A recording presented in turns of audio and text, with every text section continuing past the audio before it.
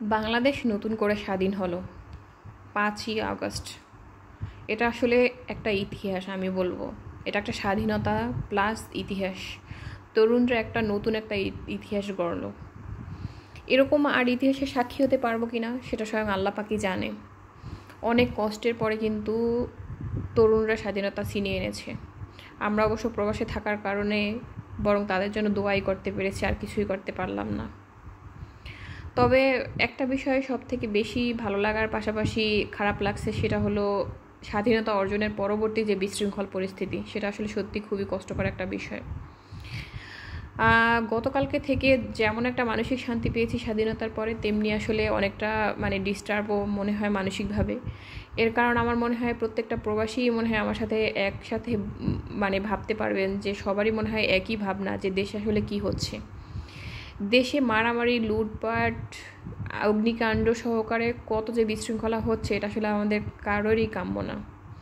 সংসদ ভবন দেখলাম, গণভবন দেখলাম, এরপর ধানমন্ডির 32 নম্বরের বাসা দেখলাম, একাকার অগ্নিসংযোগ সহকারে একেবারে লুটপাট চলতেছে।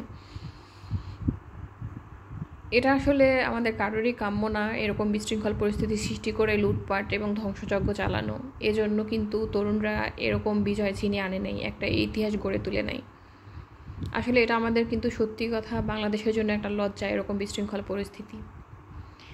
আসলে তরুণদের যে উদ্দেশ্য ছিল সেটা হলো বাংলাদেশকে নতুনভাবে সাজানো, আর আমরাও চাই বাংলাদেশটা নতুনভাবে সাজানো হোক আর নতুন সরকার গঠন হোক, যারা আসলে ইসলামিক শাসন ব্যবস্থাকে কায়েম করবে, ইসলামিক রুলসগুলোকে দেশ শাসন করবে, এরকম একটা শাসন ব্যবস্থায় আমরা আশা করি।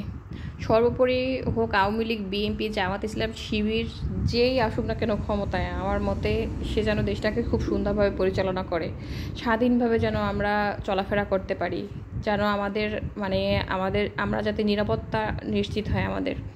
আমরা প্রবাসী, আমরা দেখা গেল 2 বছর 3 বছর বা এর থেকে বেশি সময় পরে যখন একবারের জন্য দেশে যাব, দেশে গিয়ে যেন আমরা সেই স্বস্তির নিঃশ্বাসটা ফেলতে পারি, এটাই আমার মনে হয় সকল প্রবাসীদের চাওয়া। আর দেখা গেল সকল পর্যায় থেকে এই বিশৃঙ্খলাটা দূর হোক আর নতুন সরকার খুব দ্রুত গঠন করা হোক, এটাই আসলে আমাদের সকলের কামনা। দেশটা আমার, আপনার, সকলের।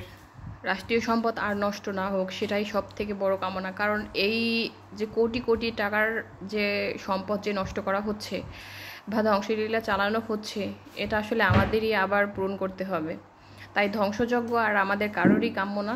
আমরা চাই খুব সুন্দর একটা সুশীল সমাজ গঠন করা হোক, বাংলাদেশ যেন সত্যি সোনার বাংলায় রূপান্তরিত হয়, এই কামনা আমাদের সর্বস্তরের সকল জনসাধারণের। আর আমরা প্রবাসীরা কিন্তু সেটারই পক্ষে। তো আজকে এ পর্যন্তই।